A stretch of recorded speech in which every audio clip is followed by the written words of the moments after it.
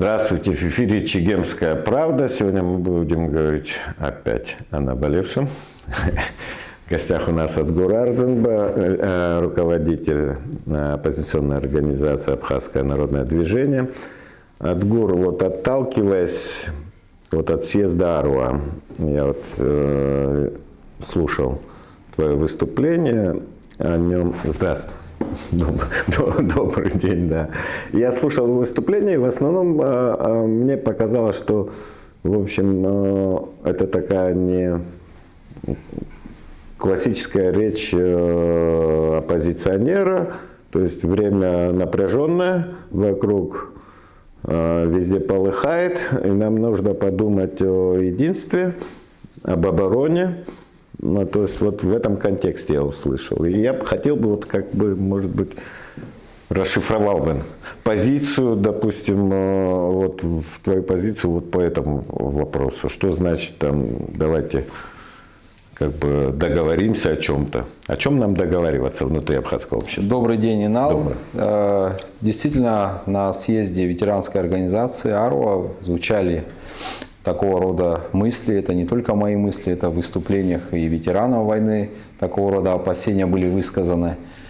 И, честно говоря, если возвращаться ретроспективно, то ветеранская организация Аруа, если взять последние несколько лет, то я думаю, что они нигде не ошибались, потому что это в марте 2021 года первая организация на своем съезде озвучила вопрос отставки экс-президента.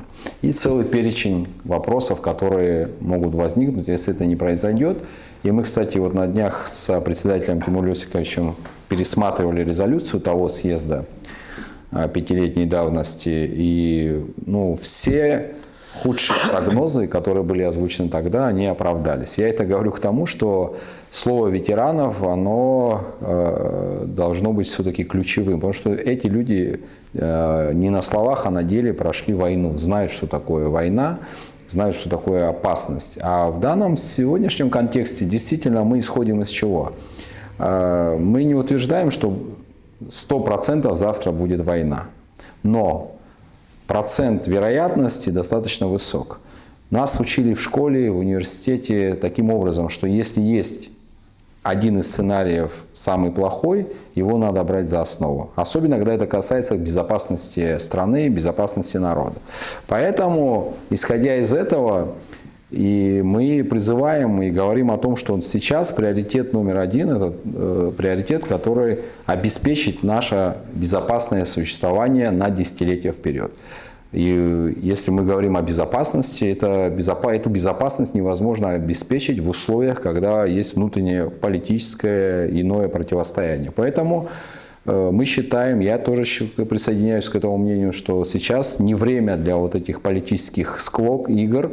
Необходимо сплотить общество, и приоритет номер один – это самооборонная защита.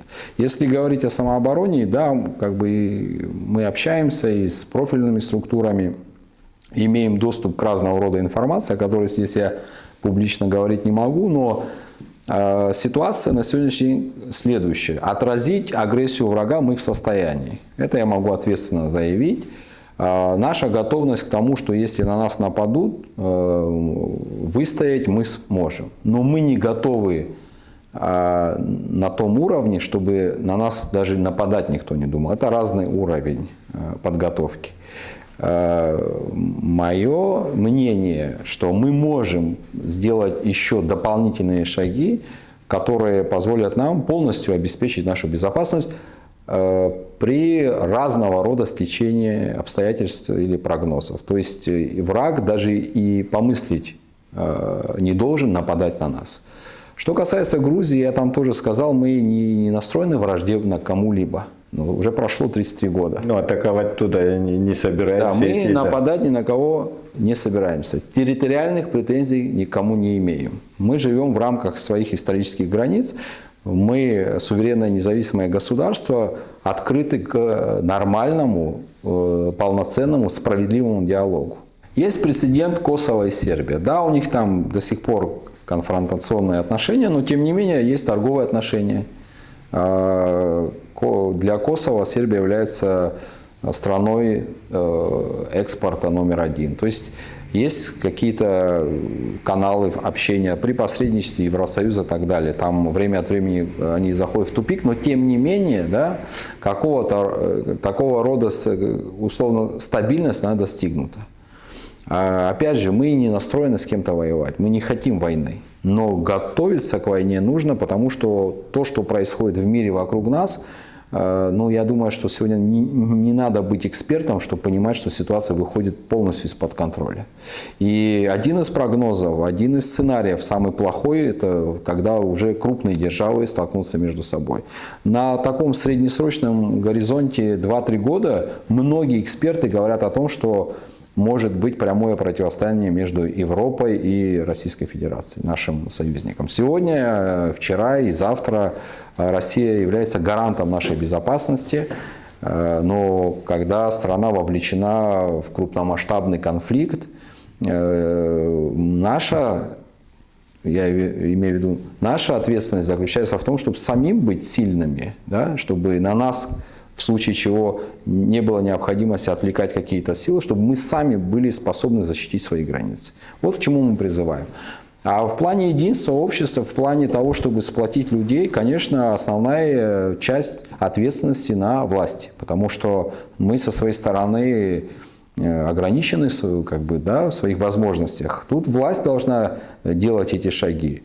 Могу сказать, в свою очередь, что и президент Бадыр Зурабович, насколько я вижу, со своей стороны он тоже старается делать определенные шаги, которые ведут к единению нации, выстраиванию приоритетов и так далее. Но есть, конечно, вещи, которые происходят, которые... Но по какой формуле? Вот я вот это слышу, что единение нации, там... чтобы вот этой конфронтации внутриполитической не было, там об этом и президент говорит, об этом и оппозиционеры говорят. Но по какой формуле? Да, там может быть кулуарно где-то что-то встречается, но тем не менее то, что вот в официозе находится, это вот заявление там проправительственных организаций, острые такие заявления в пику им оппозиционных организаций. Вот какой механизм должен быть выработан, чтобы, в общем-то, представители там проправительственных, оппозиционных организаций, они вот сидели и обсуждали какие-то свои проблемы за одним столом, я не знаю, может быть, в каком-то формате? Ну, я, насколько знаю, сейчас ведется работа над тем, чтобы создать некий такой механизм, который будет объединять все политические партии, общественные организации за одним столом, некий такой консультативный совет. Сейчас в этом направлении работа идет. Была такая инициатива со стороны, насколько я понимаю, Форума народного единства Абхазии, и она была поддержана со стороны представителей власти. И, кстати, один из таких вот элементов, который я хотел бы подчеркнуть, нынешний президент в какой-то степени дистанцировался от так называемых проправительственных партий. Да, если мы имели, вот если смотреть ретроспективу, когда экс-президент собирал вокруг там своих таких болельщиков, круглый стол, да, и там все сидели, соглашались с тем, что он говорит, сейчас мы этого не наблюдаем. Все-таки это положительный сигнал. Есть попытка, на мой взгляд, как-то смотреть на всех под одним ракурсом, то есть дистанцироваться. Это, мне кажется, такая мудрая позиция. Конечно, есть люди, кому это не нравится, да, и в аппарате правительства, и в администрации президента. Ну, некоторые партии, кстати говоря, у меня такое ощущение, что из штанов выпрыгивает: мы за тебя, президент, мы за тебя, президент. Есть такие вещи тоже мы видим, но это часть нашей политической культуры. Инал, мы же все здесь живем. Но это не совсем наша культура. Я имею в виду сложившись. Когда ты ты сам себя начинаешь показывать, я за тебя, вот какие-то откровенно такие лизоблюдские движения, они как-то не очень у нас приветствовались. Ну, если почитать... Да, а потом, когда, допустим, свергают какого-то президента, и они начинают больше ругать, чем те, критики, которые ругали тоже того же президента, когда он был у власти. То есть вот это меня больше всего смущает. Ну, это имеет место быть. Да. Ну, насчет того, что такого не было, если почитать Фазиля, там много таких интересных моментов можем найти и провести аналогии. Но не в этом суть, это все мелочи. Если по-серьезному говорить, тут как объединить? Есть действительно в политическом аспекте разные силы. Я сейчас не хочу никого там возвышать или принижать, но ветераны должны стоять во главе, естественно. Ветеранские организации, сегодня крупнейшая организация ветеранская – это АРОА. Других ветеранских такого масштаба организаций. Амцахара тоже есть. Да, Амцахара это уже политическая партия, это уже... Но все равно там она как бы там это есть уже ветераны, другой да. формат, как бы, это немножко другое. Но тем не менее, да, я соглашусь с этим тоже, я принимаю. На мой взгляд, как это нужно сделать? Вот если мы садимся за стол и говорим, что, друзья, ну не время сейчас выяснять, кто там кого больше любит или не любит. Сейчас время наполнено рисками и опасностями. Давайте мы выстроим работу таким образом. Значит, расставим приоритеты. Приоритет номер один – это, естественно, мобилизация, это подготовка. И это уже отсюда вытекает целый ряд вопросов. Никто не говорит, что вопросы развития сельского хозяйства, экономики, туризма, это нужно убирать вообще. Это все должно работать параллельно. Но есть вещи первостепенные, да, есть это уже там второстепенные, параллельные вещи. И вот на этой основе я уверен, что все здоровые силы Абхазии готовы садиться за один стол. И уже как бы я общаюсь с многими, и они говорят, что, слушайте, ну, если Родина в опасности, а она действительно в опасности, мы живем не в Новой Зеландии, мы живем в эпицентре всех событий.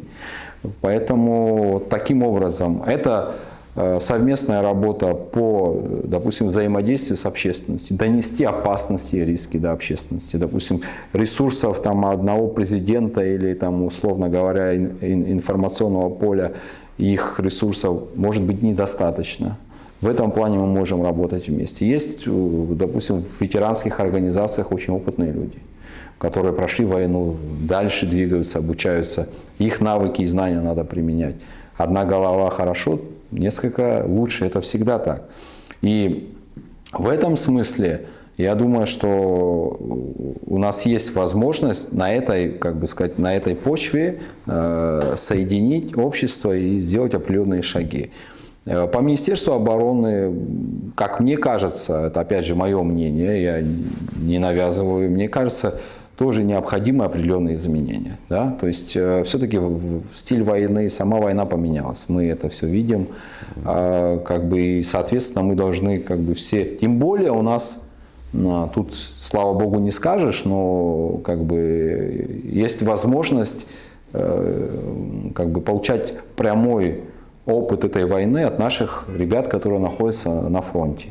Там находятся очень такие опытные ребята, взрослые, наши старшие находятся. Вот один из таких, вот Рауль Харабо, например, вот очень профессиональный человек, и много других, сейчас я всех не вспомню.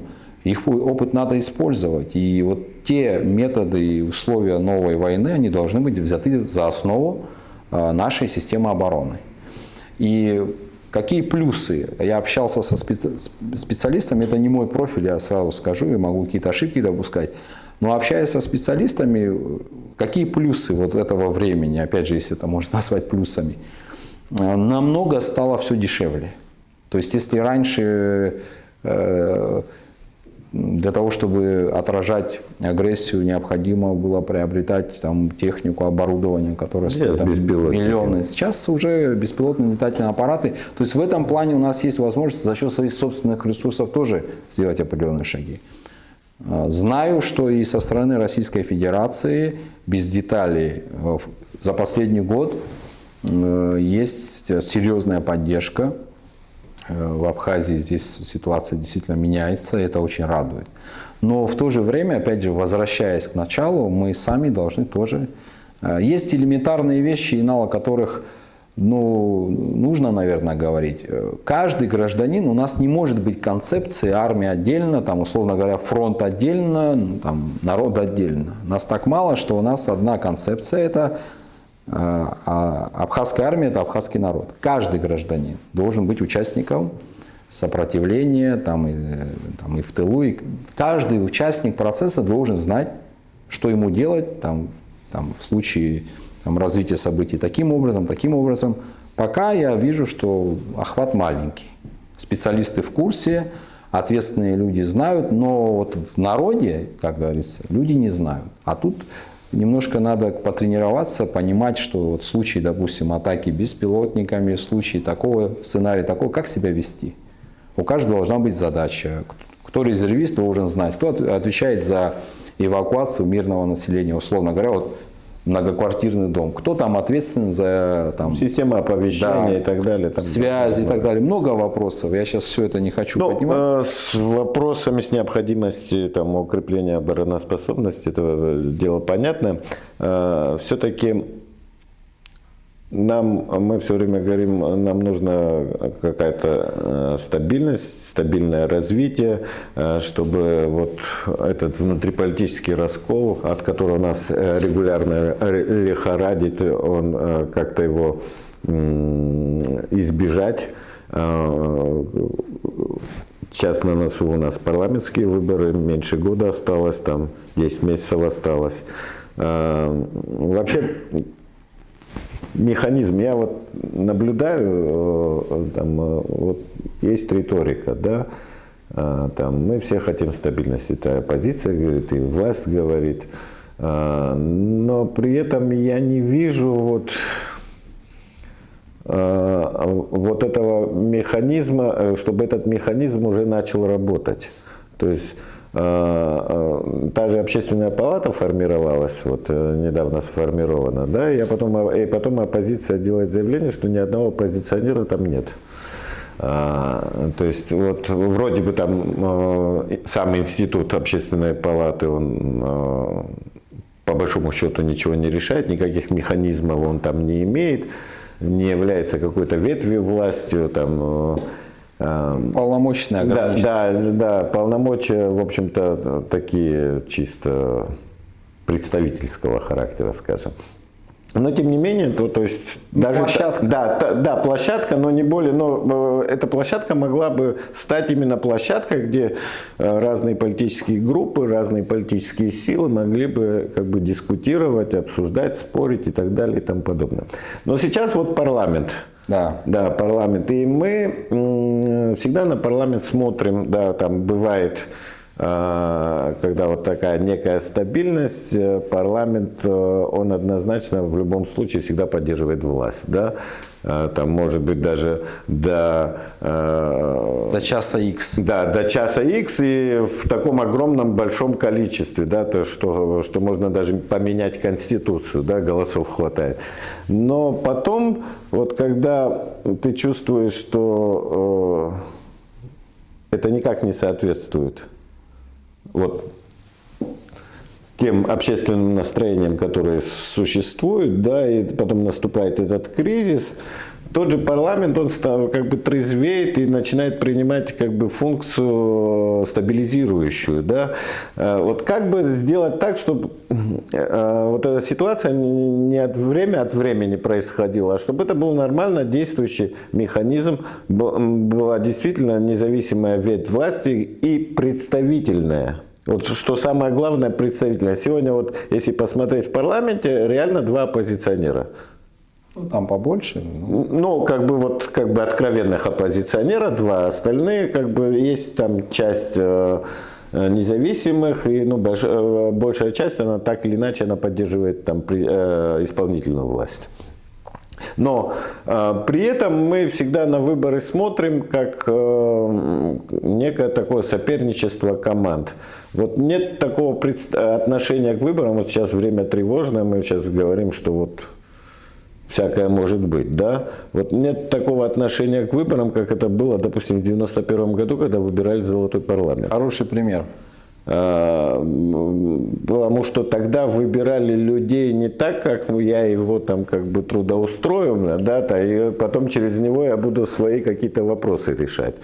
Тогда все-таки самое главное было это вот абхазский вопрос, общественный вопрос, вопрос нашего народа, сохранения нашего народа в то время, когда Советский Союз разваливался, когда была угроза войны. И, в общем-то, эта война пришла, и благодаря вот этому единству, которое было заложено в этом принципе формирования парламента, и потом через этот парламент, собственно говоря, и эта победа была достигнута, по большому счету.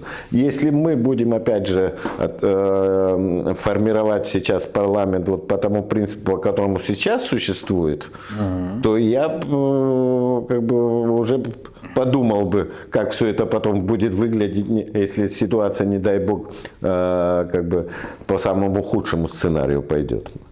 Ну, Инал, абсолютно прекрасный пример. Это вот парламент, так как в народе названный золотым составом. Это, вы помните, как выбирали тогда людей? По сути, тогда власть была не абхазская. Да? Грузинская ССР доминировала в Абхазской автономной республике. Вот кто занимался отбором этих людей? Не власть.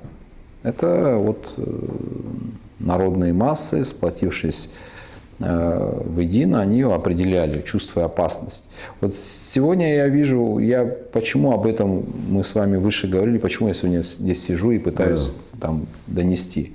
К сожалению, пока не вижу в обществе, во всех слоях общества необходимого уровня осознания той опасности, которая существует в мире. Вот это, к сожалению, отсутствует. И вот отсутствие вот этого осознания, оно уже порождает как бы такое праздное отношение к, в том числе, формированию будущего состава парламента. Хотя будущий состав парламента может стать тоже одним из ключевых в истории. То есть испытания могут выпасть на нашу долю такого уровня, что от парламента может зависеть многое. Я не хочу там какие-то пессимистические прогнозы, но мы видели, что произошло, допустим, вот совсем недавно в Иране, да? Понимаете? То есть это каждый человек в системе вертикали власти, в ветвях власти имеет ценность. Вот в их сценарии, как вот получилось.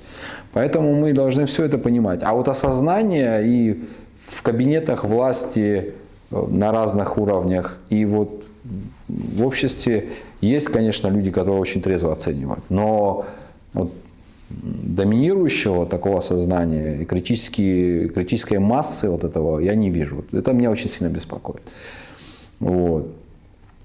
Честно говоря, насколько я понимаю и вижу, у президента есть понимание, да, он тоже также оценивает ситуацию. Но усилий одного президента или нас с вами недостаточно. Здесь нужно более как бы другие силы задействовать, более мудро подойти. А если мы отпустим ситуацию так, как она идет, действительно парламент будет выбирать опять, как это было. Ну вот если этот созыв взять за основу, ну давайте вот тот же кризис, который в ноябре 2024 года, ну какие депутаты парламента, 35 депутатов, сколько из этого числа людей стали участниками этого процесса, переговорной группы, допустим. Там были депутаты, которые проявили инициативу, там группа депутатов, которая ездила к экс-президенту, общалась здесь, находила пути. То есть это люди, которых во всяком случае воспринимали и там, и здесь. Да? Как бы. А были депутаты, которые просто плыли по течению. Хотя депутат парламента это в тот момент, когда люди противостояли друг другу, это очень ответственный момент, нужно было проявить себя тогда. Были депутаты парламента, которые предыдущие там, несколько лет по ключевым вопросам высказывали открыто свое мнение в парламенте. Выступали против этих инициатив, которые на сегодняшний день уже все абсолютно и в Абхазии, и за пределами Абхазии считают, и правильно считают, что это все было вредно. Но были же депутаты парламента, которые раньше всех внутри парламента говорили об этом. хотя с ними все спорили. И вот нужно на этих людей, я бы, допустим, на месте, там, допустим, если на месте власти, я бы в первую очередь опирался бы именно на этих людей. Потому что в конечном итоге вот позиция этих людей, позиция значит, общественности, народа, она и привела к сегодняшнему результату, я считаю, положительному, да, где с повестки сняты все эти вопросы. Мы видим сейчас отношения Абхазии и России развиваются достаточно хорошо.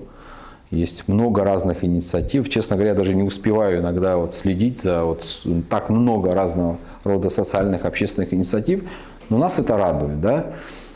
Но к этому же вот сегодняшнему дню что-то привело. Борьба людей, значит, критическое мышление, смелость высказать свою позицию.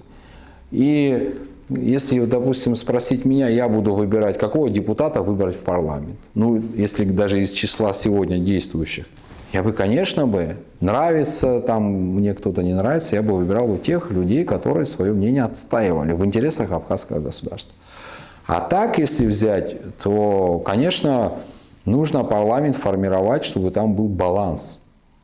И я на съезде об этом тоже сказал. Но, вы знаете, вот у нас почему-то, к большому сожалению, вот это, мы какой-то этап достигли политического развития, там, но вот, у меня такое ощущение, что мы вот застряли на одном этапе. Вот, знаете, мы циркулируем по одному и тому же кругу.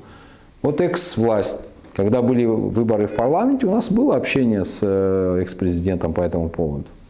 Ничего не услышал. В итоге выборы прошли, они напролом, там, админресурс и так далее. Конституционное большинство с запасом, мы победили, я там даже некоторые материалы имел неудовольствие читать, записки, которые там в виде отчетов уходили. И что в итоге? К чему это привело?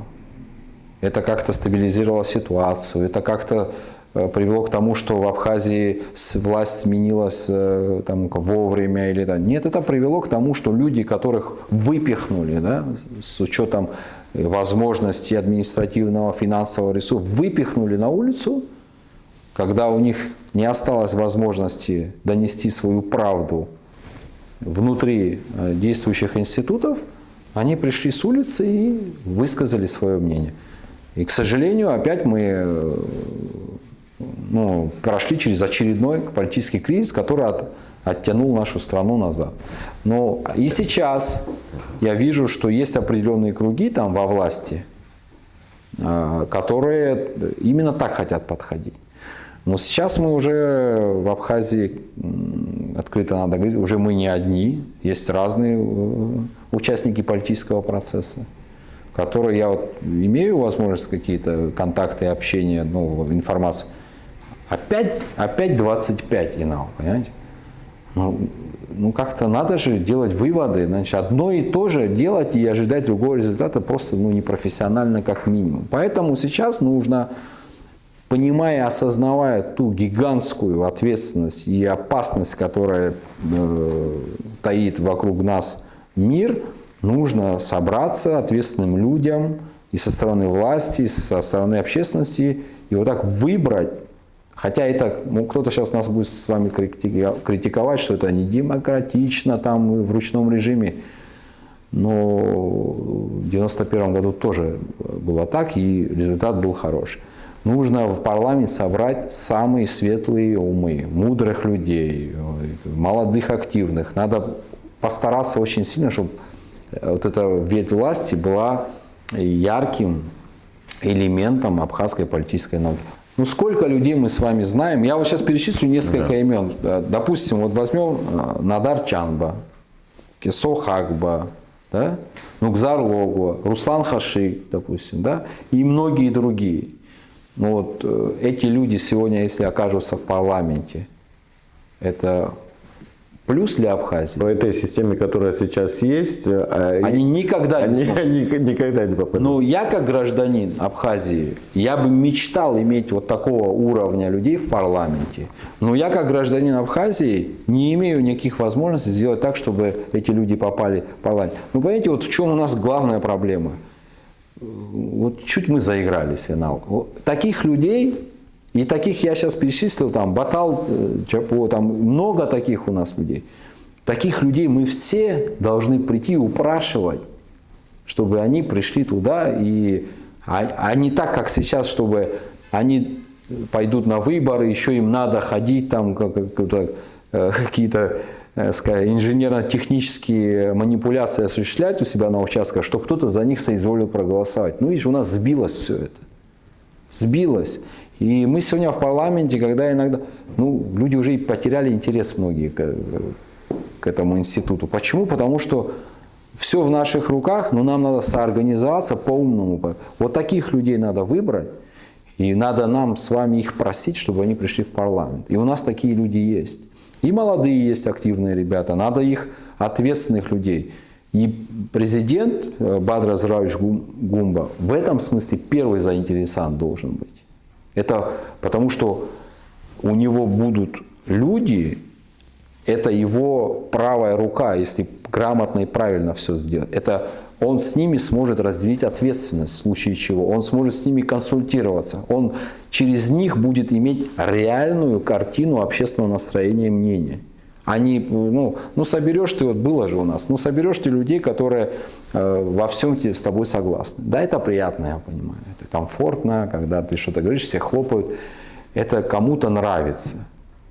Но мы же не в цирке с вами. Но недолго. Да. Мы же с вами не в цирке, у нас большие сложности, у нас вообще страна разрушена. Мы к этому ко всему привыкли, конечно, но у нас разрушенная страна, у нас колоссальное количество проблем. А ощущение такое, и не просто ощущение, мы просто заигрались чуть, Инал. Заигрались до такой степени, что просто комично наблюдать за некоторыми эпизодами нашей жизни. Меня сильно беспокоит то, что происходит, я искренне скажу. Я очень переживаю за все процессы, которые происходят вокруг нас, внутри нас. И сейчас, для меня сейчас вот на самом деле не важно все там, кто за кого, кто за меня голосовал, кто за того голосовал. Я готов это все убрать. Я и делал обращение публично, искренне делал. Если где-то моя помощь нужна как гражданина, я готов. Мне не нужны никакие ни должности, ничего. Я очень переживаю. И я не один такой. А есть ли какие-то вообще, какое-то взаимодействие вот сейчас, или там сигналы, я не знаю, какие-то переговоры, там, встречи, разговоры и так далее? Это понятно, в официозе этого нет, я говорю, там, всегда абхазская политика, она делается в кулуарах. Я так скажу, мы с Бадрой Зуравовичем Гумба люди одного поколения. И мы давно друг друга знаем. И, как я уже говорил публично, у нас всегда были хорошие отношения. Несмотря на то, что мы были оппонентами, 2 раза, можно сказать. Он баллотировался в качестве вице-президента первый раз, сейчас в качестве кандидата на пост главы государства. Но несмотря на все вот эти перипетии политической жизни Абхазии, у нас достаточно такие ровные, стабильные, я бы сказал, даже теплые отношения сохранить нам удалось.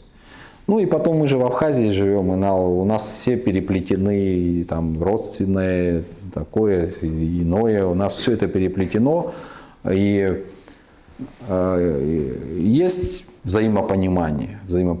И я еще раз говорю, а вот эта оценка, о которой я говорю, я вижу, что и там она тоже присутствует. И там она тоже. Если бы она там не присутствовала, да, если бы я видел бы, что действующий президент пошел по вот этому пути, который был, то сегодня у нас была бы совершенно другая риторика, и сегодня у нас была бы совершенно другая действительность в стране. И намного жестче мы бы себя вели, даже нежели при экс-президенте, потому что ситуация очень критичная. И сейчас, вы видите, этого нет. То есть и съезд прошел достаточно такой, конечно, не без критики, но в довольно такой конструктивной форме. Поэтому есть определенное взаимопонимание. Конечно, еще раз говорю, есть силы, есть люди, которым это не нужно. Они как бы всегда... Уже 20 с лишним лет это происходит в Абхазии.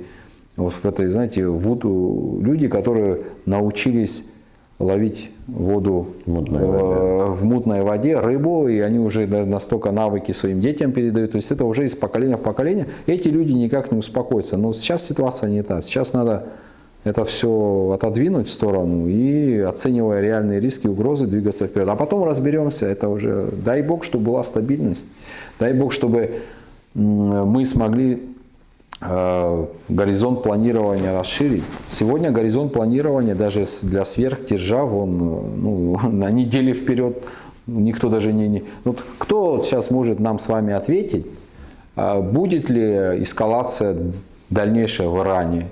Будет ли применено тактическое ядерное оружие в отношении Ирана? Ну, ни один человек в мире этого не знает. Да и сам Трамп не очень знает. Я думаю, что да. Поэтому мы смеемся, но на самом деле это очень серьезная вещь. Вот в таком мире мы живем. И я хочу, чтобы вот это, мы почему повторяем с вами это много раз, я хочу, чтобы это осознание пришло ко всем нам.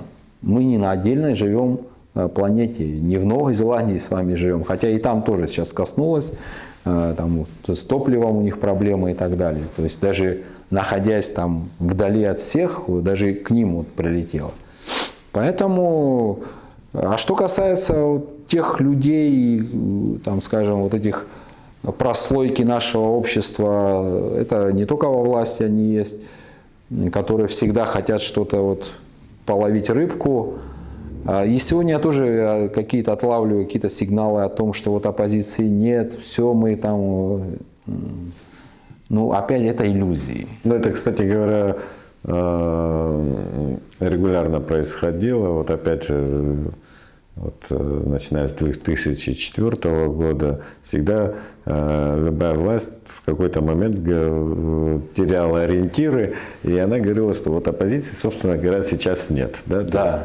И вот это самоуспокоение, оно приводило через какой-то короткий промежуток времени к очень таким драматичным последствиям. В этом плане даже иногда кажется, что чем больше оппозиция заявляет о себе, тем более спокойнее должно быть для власти. То есть, когда ты молчишь и говоришь о том, что молчишь и как бы это воспринимает, как у нас все хорошо, то есть это всегда создает потом проблемы, потому что иногда когда общество не доносит своих сигналов до власти, и это потом приводит к фонтанированию, там, к извержению там, вулкана. Закупорка происходит. Да. И мне кажется, то, что сейчас, допустим, условно говоря, оппозиция не так активна. Не так агрессивна. Агрессивна, да.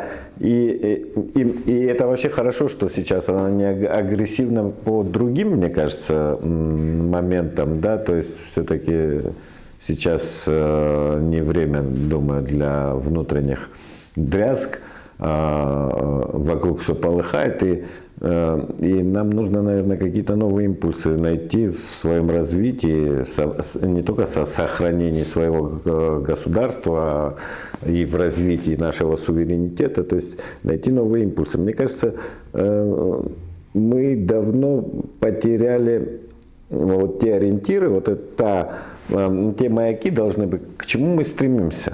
Я вот пытаюсь понять, вот к чему мы стремимся, да, иногда сводится к мысли, то есть я вот в риторике наших некоторых политиков вижу, там, вот они там пекутся, вот, а что, вот, благосостояние улучшится, там, еще придут, там, я не знаю, инвестиции сюда и так далее. Это может быть даже огромная страна, как Россия, не только Россия, да, те же Штаты, да, они уже выбирают, какие инвестиции могут прийти, какие не могут прийти, да, говорят о своей безопасности. А мы маленькая страна, маленький народ. Другой страны, где абхазы проживали бы, собственно говоря, и назывались бы абхазами, нет. Ну и не будет. И не будет, да, в Турции живет нас 500, хотя там, я не знаю, там во время выборов говорили про турецкость абхазов, но вообще-то это такая глупость, вот живет 500 000 абхазов, да, ни одного абхаза сейчас по имени, фамилии не найдешь в Турции. Ну вот хашиговцы живут там, да. Где-то 50 семей. Ты их не найдешь как хашиговцев, то есть они живут по какими-то турецкими фамилиями. Во времена Ататурка они. Да, но они все под турецкими фамилиями и так далее, то есть люди лишены даже своей идентичности, то есть они не могут называть своих фамилий, они не могут говорить, какой они национальности, то есть это вот как бы вот. Насколько это вот было цинично, вот обвинять там какую-то часть нашей абхазской элиты в том, что они стремятся в Турцию, да, то есть мы знаем, что это такое Турция, да, то есть я к чему это говорю, что мы должны иметь все-таки какие-то вещи, к чему мы стремимся. Там, мы стремились там, во время войны, чтобы выиграть эту войну. После войны мы стремились как бы в этой блокаде, в этой сумасшедшей разрухе, да, вот как-то выстоять, да, собраться и дальше уже как бы тихо-тихо выстраивать это государство. Потом мы стремились к тому, чтобы признали нашу государственность. И тоже признали, но дальше мы, вот как кажется, вот это мобилизованности внутренней мы лишились. Да, вот о чем мы с вами выше говорили. Да. И пошли уже, собственно говоря, вот такие вот, когда мы... Инерционные движения и людей, которые решают абхазские дела, то есть они вот по каким-то хачапурным делам, по какому-то хачапурному принципу выбираются, что в правительство, что там в парламент, да на любое место, оно воспринимается как некое хлебное место. Насколько мы можем себе это позволить, чтобы видеть маленькой Абхазии какое-то место исключительно хлебным, не то чтобы оно обслуживало там интересы там общества, государства и так далее и тому подобное. Ну, это то, о чем выше мы говорили, Инал. Действительно, сейчас я уверен, что любой здравомыслящий человек оценивает ситуацию именно так, как мы с вами об этом говорили. Если мы правильно и трезво все оцениваем ситуацию, соответствующие должны быть действия. И выборы в парламент должны быть пройти таким образом, с осознанием и оценкой текущих рисков. Если выборы в парламент, даже не сами выборы, а уже подготовительный процесс к ним, будет иметь предпосылки старых формаций, то это без исключения, без каких-то вариантов приведет к эскалации. Вот последний вопрос от Гуру вот в этом контексте. Вот, назывались там знаковые имена людей, которые уважаемые в обществе. То есть вот этот принцип, чтобы в этом парламенте заседали действительно люди, которые могут представлять интересы нации, интересы абхазского народа, то есть реальные. Ваш частый гость Астамур Георгиевич Таня тоже в этом может быть. Но их надо уговаривать. Да, то есть они я про это и говорю. Да. Но я к чему говорю? В этом контексте, вот в контексте этих парламентских выборов, в контексте тех угроз, которые вокруг нас есть, таких как бы сигналов о том, что у нас редко там оппозиционер или представитель власти там приятные сигналы оппонентам своим передает, да, то есть сейчас вот я вижу, что вот мы все стабильно, мы за стабильность выступаем и так далее, нет. Но вот сейчас с этой повесткой можно идти куда-то, вот к власти, вот к тому же Бадри Гумбе, я не знаю, там идти по этим политическим организациям. Будет ли это вот такого рода диалог? Будет он и существует. Попытка выйти к какому-то общему знаменателю. Я так скажу, Инал. Диалог существует. Вот, тот механизм, о котором я говорил выше, по инициативе наших старших товарищей, сейчас идут, насколько я понимаю, определенные консультации, чтобы создать некий вот такую площадку, механизм, где вот, так как общественная палата, которую вы упомянули, она как бы сформировалась таким образом, что ну, не буду комментировать. Там много уважаемых людей, действительно, которые переживали, чтобы было все по-другому, но там большинством голосов, поэтому не об этом. Есть определенный сигнал, есть определенное телодвижение, и я надеюсь, что мы будем услышаны, и это не в интересах нас, и не в интересах тех людей, которых я сейчас называл, и я, может, кого-то не назвал, пускай никто не обижается, у нас действительно очень много достойнейших людей с колоссальным опытом, с колоссальными навыками и патриотизмом. И этих людей мы действительно должны просить. Но это не им надо. Ну, конечно, им это надо, да, чтобы в Абхазии все было хорошо, но мы должны действительно упрашивать этих людей, чтобы вот они возглавили эту ветвь власти. Да и в исполнительной власти должны быть такие люди. Ну, мы сегодня в исполнительной власти, ну, есть, да, там. Ну, в исполнительной все-таки это исполнительная власть более должна быть мобильной, там должны быть молодые, идейные, как бы, которые идут в ногу со временем. Парламент, он должен быть все-таки, мне кажется, ну, более опытным, более представительным. Согласен. Ну, по поводу молодых и идейных, тут тоже надо очень так аккуратненько. Но тоже надо искать. Нет, я не говорю, что там... Человек считается молодым до того момента, до того времени, пока он учится. То есть я встречал людей, которые там за 80 лет, и они фонтанируют такими идеями, мыслями, которые мне, молодому относительно человеку, и недостижимый уровень. Поэтому тут уже время немножко поменялось. А сигналы есть. Определенные какие-то там мозаику можно собрать. Вот эта площадка условная, да, если желание будет со стороны власти, а с нашей стороны желание есть.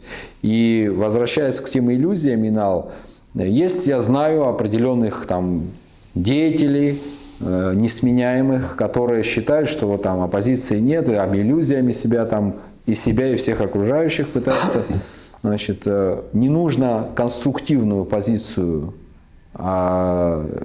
активной части общества, конструктивную государственную позицию, нашу, в частности, воспринимать как некую слабость и так далее. Мы оцениваем текущие опасности и риски. Вижу, что и президент оценивает таким образом. Но между нами и президентом вот есть много-много разных слоев.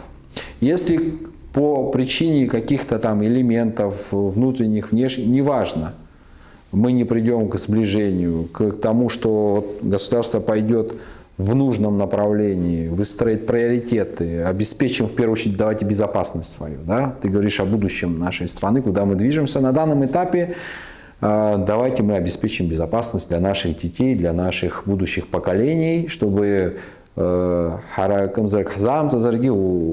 для них хотя бы как минимум сохранить эту страну. Вот. А потом уже будем думать И, кстати, вот мир сейчас так динамично меняется, он будет меняться. Это уже бесспорно. То, что крупные державы столкнутся в прямом конфликте, это вообще без исключений. Просто вопрос времени. Это может через месяц произойти, а может через год произойти. Но то, что уже пошло, то есть передел мира, право сильного, кто сильнее, тот и прав, этот процесс запущен безвозвратно, это факт. Чем это закончится, никто не знает. Но если мы в этих условиях новых и в течение вот этих длительных испытаний, которые человечество будет преодолевать, мы как государство Абхазия сумеем себя сохранить, защитить, то, безусловно, мы займем достойное место в будущем мире и получим международное признание, то, к чему мы все стремимся, и Абхазия станет уже абсолютно признанным государством, и уже мы будем частью международного процесса, полноправными участниками. Понятно, у нас там условно микроразмеры, но... Ну, хоть микро. Да, в этом смысле, завершая, мы про грузин говорим все время.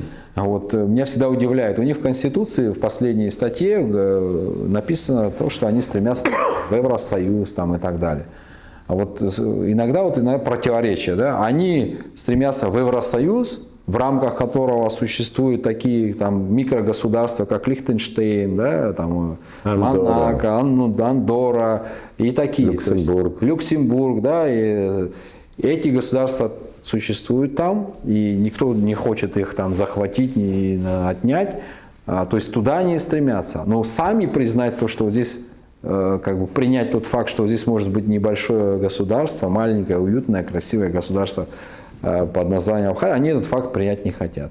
Но в конце концов, вот, я думаю, что наши грузинские соседи тоже, кто-то будет смотреть наши интервью, ну давайте уже заканчивать, да, вот опять же эти иллюзии строить. В Абхазии народ очень добрый, очень гостеприимный, и мы всем рады как гостям.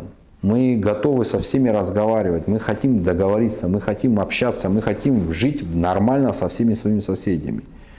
Но и со стороны Грузии должны быть определенные шаги. Ну, как минимум, сейчас я слышу в публичном пространстве обсуждается транзит. Да? Ну, это хорошее дело, почему нет?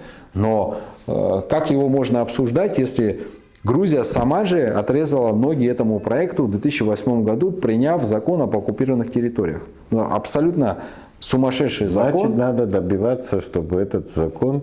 Да, ну, тут же противоречие, понимаете? Российская Федерация агрессор по их законодательству, она оккупировала там условно, как они говорят, хотя они прекрасно знают всю правду, лучше нас они ее знают, но при этом Грузия является сегодня... Россия является для Грузии главным партнером экономическим, главным торговым партнером. Да, то есть, ну, вот такие вот какие-то, знаете, противоречия, ну, это уже несерьезно. Давайте по-серьезному договариваться. Если вы хотите вступать в Евросоюз, где есть такие там государства, как Лихтенштейн и так далее, а почему вы здесь тогда это не можете признать?